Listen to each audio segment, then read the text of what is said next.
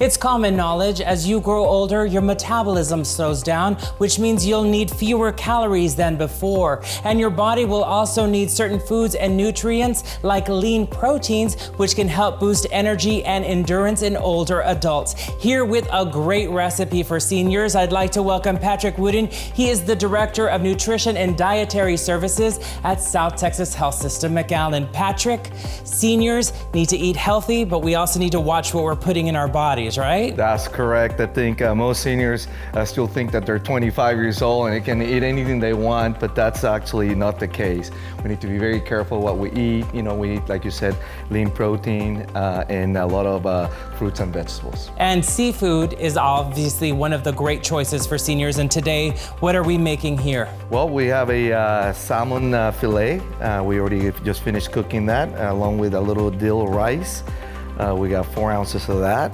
And right now we're finishing sauteing here some vegetables. What is the difference between this versus when you're going to just sort of fry them or whatever? What's good with sauteing them and adding a little bit of that water? We finish them with the water so that they steam themselves, but certainly we start with extra virgin olive oil and Mrs. Dash. Sodium is the number one issue for seniors that need to be watching, you know, the sodium intake on a daily basis. So Mrs. Dash is a great substitute and we highly recommend it. So this is 6 ounces, is that correct? That's correct, and they can go anywhere from 4 to 6 ounces. And when you prepare the rice, is there anything that you have to worry about with the rice itself? Really, the rice is to get you the extra carbs that you might need.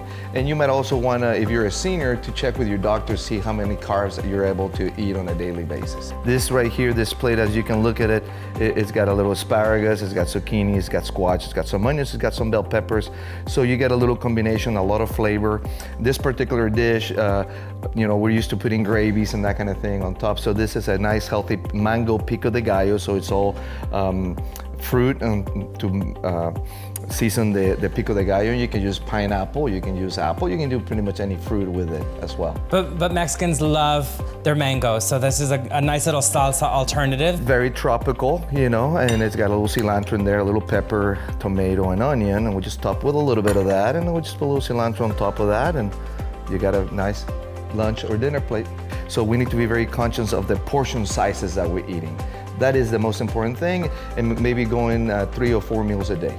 All right, so portion control. So what is the key piece of advice that you would have for somebody who is an older adult who would be watching today? What is the key piece of advice when it comes to what they're putting in their bodies? Well, is stick to a lot of fruits, vegetables, white meats, and a little bit of exercise every day. Well, thank you, Patrick, for this delicious recipe. If you'd like to see this recipe and others, please visit southtexashealthsystem.com.